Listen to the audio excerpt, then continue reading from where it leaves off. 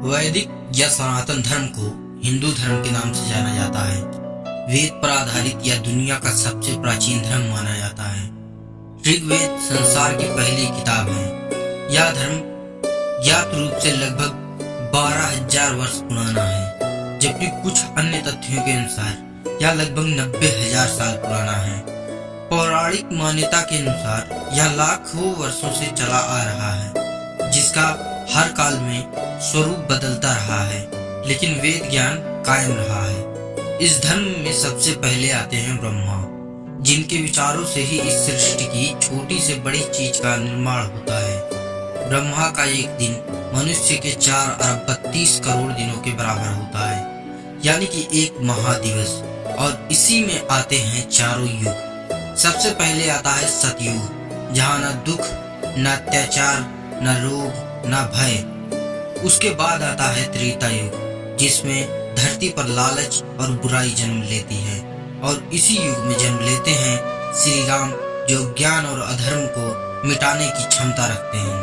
और इनके बाद आता है द्वापर युग, जहाँ जन्म लेते हैं रोग, दोष और सय। इन 3 युगों के बाद आएगा कलयुग, जहाँ धन ही धन होगा। यहाँ पैसा ही भगवान होगा, सब स्वार्थी होंगे और कोई किसी पर विश्वास नहीं करेगा।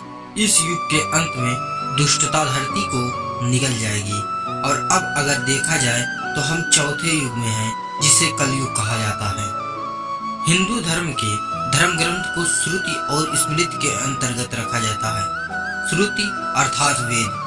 वेदों के प्रमुख 4 भाग हैं: ऋग, यजु, साम और अथर्व। वेदों का हिस्सा उपनिषद है। वर्तमान में ऋग्वेद के 10, कृष्ण यजुर्वेद के 32, सामवेद के 16, अर्थवेद के 31 उपनिषद उपलब्ध माने गए हैं। वेदों के आधार को बनाकर ही स्मृति ग्रंथों की रचना हुई है।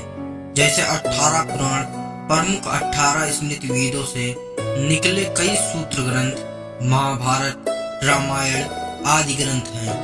गीता महाभारत का ही एक हिस्सा है। गीता को वेदों और उपनिषदों का सार माना गया है, इसलिए वेद उपनिषद के बाद उसे भी धर्म ग्रंथ के श्रेणी में रखा गया है। मतलब यह कि मात्र वेद, उपनिषद और गीता ही धर्म ग्रंथ है। हिंदू धर्म के अनुसार ईश्वर एक ही है, दूसरा कोई ईश्वर नहीं है, जिसे ब्रह्म, परब्रह्म, परमेश्वर, परमात्मा आदि कहा गया है। ईश्वर को सगुण और निर्गुण, साकार या निराकार रूप में भिन्न भिन्न तरीके से व्यक्त किया गया है। ईश्वर के अलावा कई देवी देवताओं को पूजने का प्रचलन है। इसके अलावा भगवान राम, कृष्ण आदि को पूजनीय माना जाता है। पितृ और सिद्ध संत को भी महान माना गया है। हिंदुओं के 3 प्रमुख देवता हैं: ब्रह्मा, विष्णु और शिव। और 3 प्रमुख देवी सरस्वती, लक्ष्मी और पार्वती हैं। दुर्गा, काली, भैरव, गणपति, कार्तिकेय और आदित्य की पूजा का प्रचलन भी कालांतर से है। हिंदू धर्म अनुसार ईश्वर तक पहुंचने के कई रास्ते हैं। उनमें से एक है मूर्ति पूजा भी है, लेकिन अधिकतर यानी निराकार ईश्वर के ही गुणगान करते हैं। इस धर्म में काफी बदलाव देखने को मिलता है। इसके बारे में आपको बताएंगे स्मार्ट इनफ चैनल के ओम सिंह, जिनके चैनल का लिंक आपको डिस्क्रिप्शन में मिल जाएगा। What went wrong with Hinduism? Hinduism, जो एक टाइम पर एक लिबरल आइडियोलॉजी हुआ करती थी, वो लेटर वैदिक पीरियड में चेंज होकर एक कंजर्वेटिव आइडियोलॉजी बन गई। पहले समझते हैं कि लिबरल आइडियोलॉजी और कंजर्वेटिव आइडियोलॉजी से मेरा क्या मतलब है। लिबरल आइडियोलॉजी वो आइडियोलॉजी है जिसे हम टाइम के साथ चेंज कर सकते हैं। उसके बिल्कुल ऑपोजिट कंजर्वेटिव आइडियोलॉजी वो आइडियोलॉजी है जिसके बिलीव्स बिल्कुल ही रिजिड होते हैं, उनको हम चेंज नहीं कर सकते। पर एक और चीज़ है जो बहुत ही कम लोग जानते हैं, और वो है कि एक कंजर्वेटिव सोसाइटी एक लिबरल सोसाइटी से ज़्यादा पावरफुल होती है। For example China and India. China एक कंजर्वेटिव कंट्री है जहाँ के लीडर के खिलाफ कोई भी खड़ा नहीं हो सकता, जिसके वजह से वो बहुत ही पावरफुल कंट्री बन चुकी है। वहीं इंडिया एक लिबरल कंट्री है, डेमोक्रेटिक कंट्री है, जहाँ सबको फ्रीडम है कि वो अपने लीडर्स को क्वेश्चन कर सकते हैं।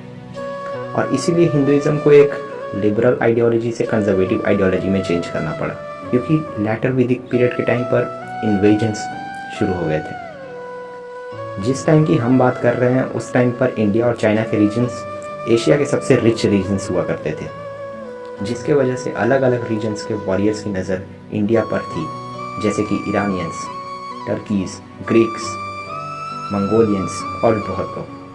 इतने सारे इन्वेजन्स से सनातन धर्म को प्रोटेक्ट करना था और इसीलिए हिंदुइज्म को एक कंजर्वेटिव आइडियोलॉजी बनाया गया, क्योंकि एक कंजर्वेटिव रिलीजन ज़्यादा पावरफुल होता है। For example Islam and Christianity. उस टाइम पर हिंदुइज्म का एक कंजर्वेटिव रिलीजन बनना बहुत ज़रूरी था और इसको मैं सपोर्ट करता हूँ। पर जब कंट्रीज़ में डेमोक्रेसी आई तब भी हिंदुइज्म को कंजर्वेटिव ही रखा गया और इसी वजह से आज हिंदुइज्म में इतने सारे सुपरस्टिशन देखने को मिलते हैं, क्योंकि आप क्वेश्चन नहीं कर सकते, जो कि बहुत गलत है। जो सीख हमें रामायण और महाभारत से मिली है उसको कभी इम्प्लीमेंट ही नहीं किया गया। पर इन सभी चीज़ों के बावजूद हिंदुइज्म दुनिया का सबसे फ्लेक्सिबल रिलीजन है। अगर आप हिंदू गॉड्स में बिलीव नहीं रखते तो भी आप एक हिंदू हो, अगर आप पूजा नहीं करते तो भी आप एक हिंदू हो, अगर आप योगा नहीं करते तो भी आप एक हिंदू हो। और हिंदुइज्म की यही फ्लेक्सिबिलिटी मुझे सबसे ज़्यादा पसंद है। अगर आपको यह वीडियो पसंद आया हो तो इसे लाइक करें और कमेंट करके बताएं कि यह वीडियो कैसा था।